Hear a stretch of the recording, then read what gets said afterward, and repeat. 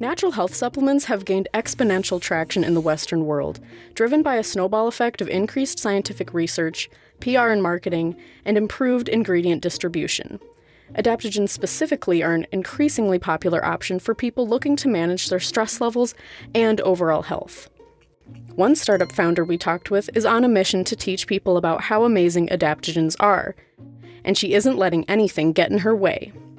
I think with Kindroot, what made sense was it was an industry that I felt really comfortable in. I've spent a lot of years working in health and wellness, even though nothing really prepares you for entrepreneurship. It was a product that I felt like I was really, really passionate about. I just felt like I could do it. My name is Alisa Pospekhova. I'm the founder and CEO of Kindroot.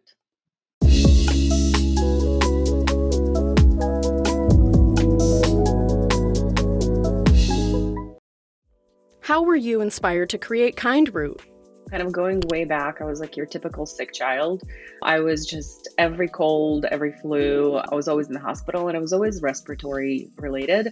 But I don't think the root cause of the sickness was ever really addressed. And so that really turned into being kind of a sick adult, where I got to the point where I was like, enough of this, I need to do something about it. And I was working with a naturopath, I was working with an herbalist and acupuncturist, and went on this whole holistic journey of healing inflammation and just healing some of my immune deficiencies. And of course, a lot of it had to do with taking different herbs and vitamins and really supporting the body and being able to fight off whatever that was sort of happening.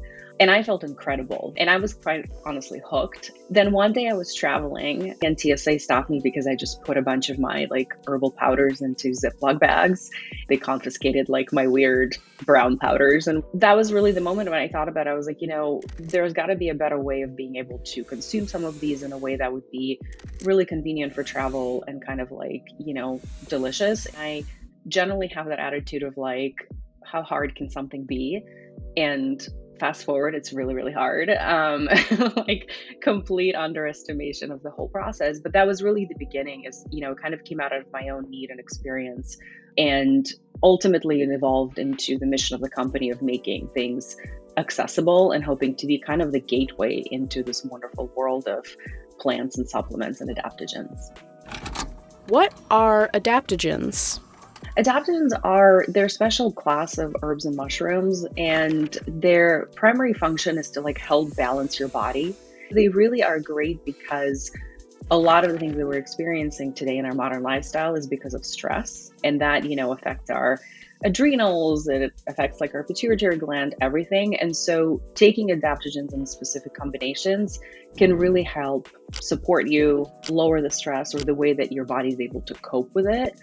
And so that is why I think there's such a revival and such an interest in all of these herbs that have been sort of used for thousands of years. And I don't want to say forgotten, because there's a lot of other, cultures that have continued to sort of use them. But I think we in sort of the Western world moved away from them in favor of more pharmaceuticals. And I think we're now sort of coming back and rediscovering things that I think some other cultures are oh, we've been doing this forever. You're welcome.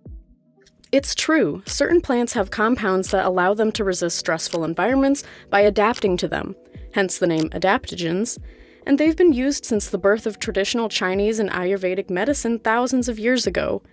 Now the Western world, with its record increase in stress and anxiety, is taking notice of this age-old medicine that's all around us. How did you overcome challenges at the beginning of Kindroot? I knew the product needed to be made.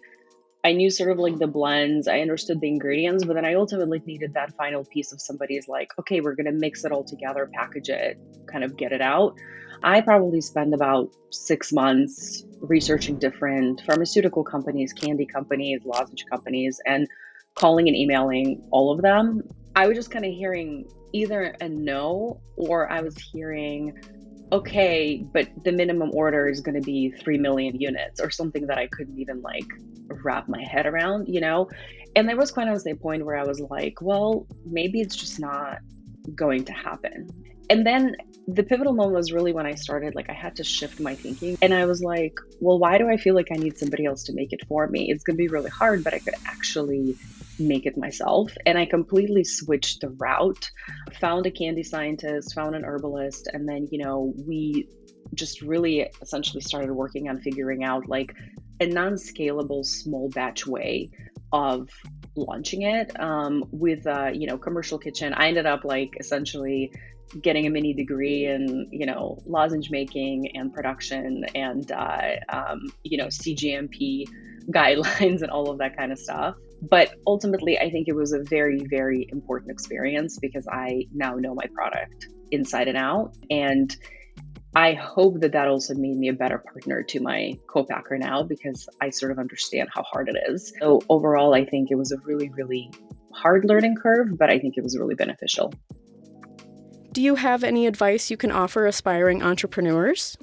I think it's one day at a time. And I think the one thing that I learned more and more is like, and it's really hard to do, and it doesn't mean I still don't do it, but comparisons are the worst thing. So, I'm really like having to remind myself that I'm in the right place today where I need to be. And that's the right kind of journey for my brand.